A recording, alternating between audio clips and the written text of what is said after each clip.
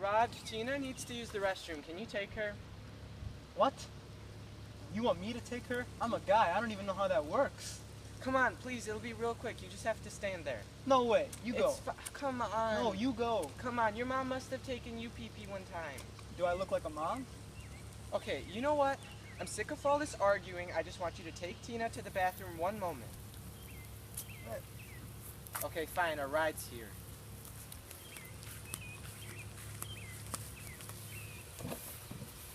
Hey, I'm Mr. Das. What's your name? I'm Mr. Kapasi. I'm your tour guide. You can call me Mr. Kid. When he'd introduced himself, Mr. Kapasi had pressed his palms together in greeting, but Mr. Das squeezed hands like an American so that Mr. Kapasi felt it in his elbow. Mrs. Das, for her part, had flexed one side of her mouth, smiling dutifully at Mr. Kapasi without displaying any interest in him. They all treated each other as siblings, with Mr. and Mrs. Das acting as older brother and sister.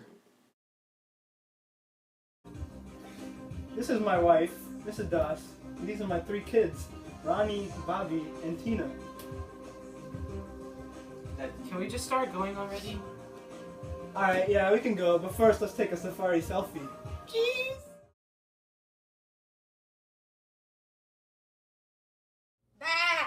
Ooh, Dad, look, it's a kill. Can I touch it? No, get away from it. Who do you think you are? What are you doing? Shut up, Dad. I'm a young, independent Indian boy. Alright, whatever.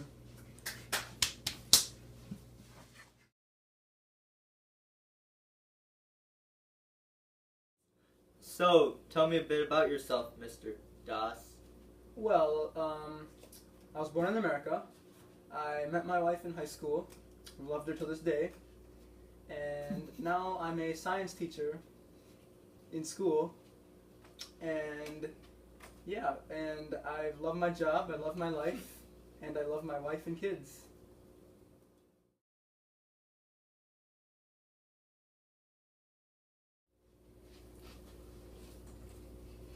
I have puffed rice.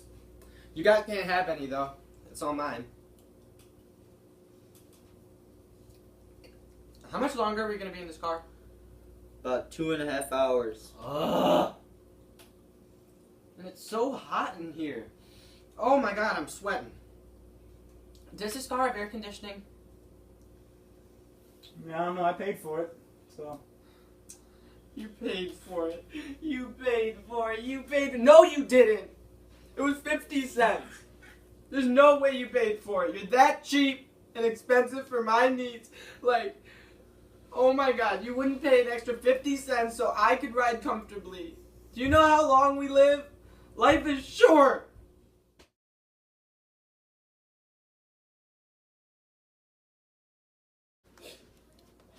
Hey look, monkeys! Beware. Beware. They're only dangerous if you feed them food.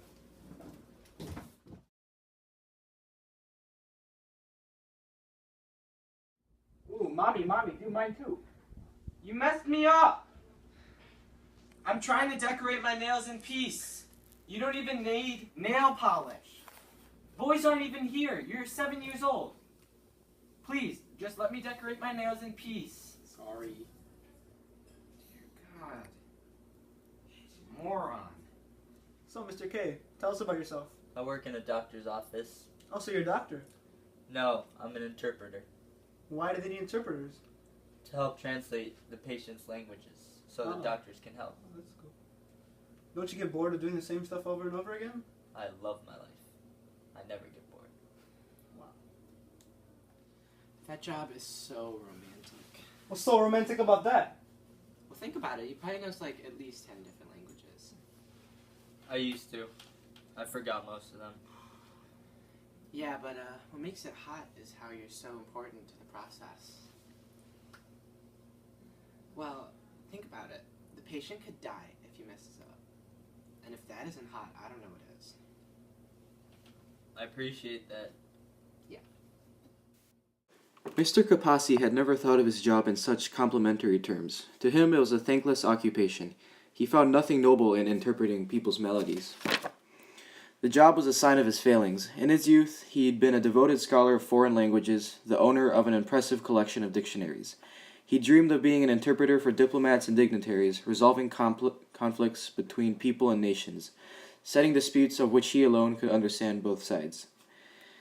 He had taken the job as an interpreter after his first son, at the age of 7, contracted typhoid. That was how he had first made the acquaintance of the doctor.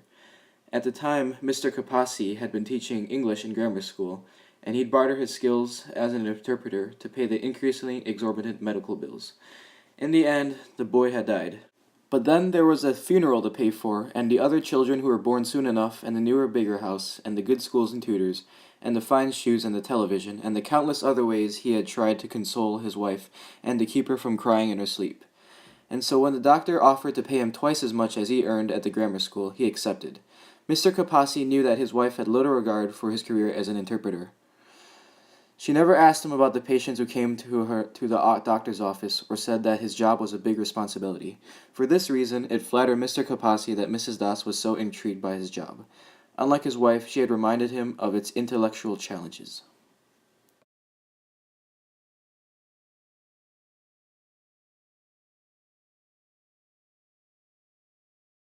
We're here. I want to go take a picture of that tree over there. You do that. Come on, Bobby. Oh, can you take him? Yeah, sure. I think I dropped some puffed rice.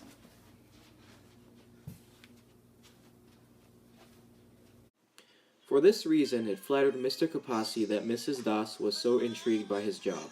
Unlike his wife, she had reminded him of its intellectual challenges. She had also used the word romantic, yet she did not behave in a romantic way toward her husband, and she had used the word to describe him. He wondered if Mr. and Mrs. Das were a bad match, just as he and his wife were. Perhaps they too had little in common, apart from 3 children and a decade of their lives. Her sudden interest in him, an interest she did not express in either her husband or her children, was mildly intoxicating. When Mr. Kapasi thought once again about how she had said romantic, the feeling of intoxication grew.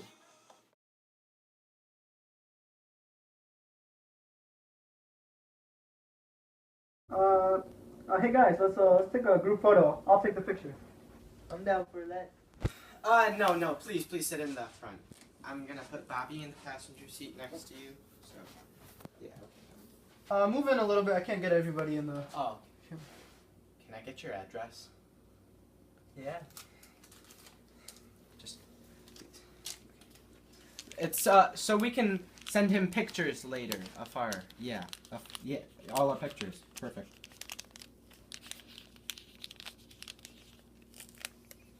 Oh, thank you. I'll send you the pictures, okay? Good picture. Sounds good. Let's keep going. The paper curled as Mr. Kapasi wrote his address in clear, careful letters. She would write to him, asking about his days interpreting at the doctor's office, and he would respond eloquently, choosing only the most entertaining anecdotes, ones that would make her laugh out loud as she read them in her New Jersey house.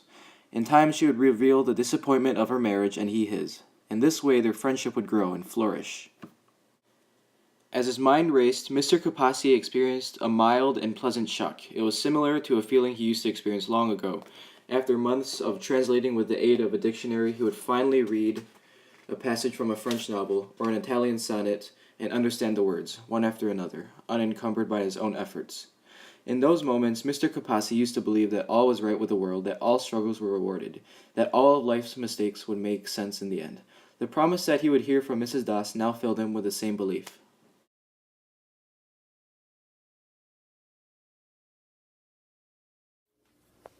In front of us, we have the Sun Temple. Hey, let's go take pictures of it. No, I'm done. Can't we just go home already? Alright, whatever. Let's go home. Alright, back to the hotel. So, Mrs. Das, when are you, going back to America? Like 10 days, but that's only because we couldn't get home sooner. I hate this place. There's this ancient temple on the left side. You should go visit it. Left. Please, Mommy, let's go left. Talk to your dad. I don't really. Oh, let's go left, Daddy. Okay, let's go. Yay! I'll pick you up in an hour. Alright, let's go take some pictures. All right. Let's go. I don't want to go because my feet are hurting. That's fine. You can stay.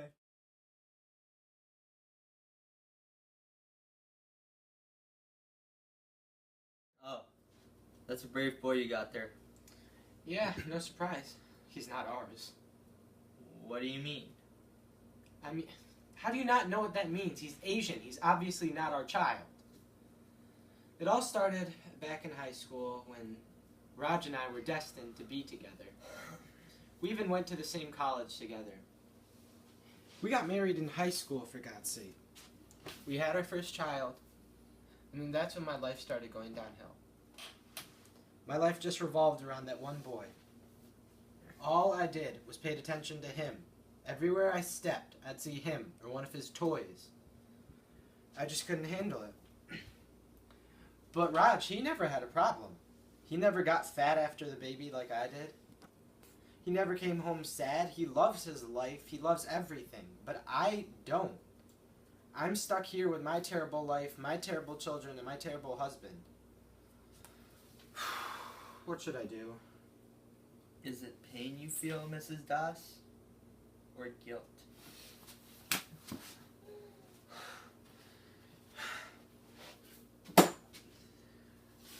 Whatever, I'm leaving. I might as well just follow you. Mommy, hurry! A monkey's hurting Bobby. Let's go. Shoot! Shoot! The monkey was attracted to the puffed rice. It's all good. Oh my god, your eyes hurt. Oh my god, let me get you some medicine. Let me find it. Here you go. Thanks, Mina.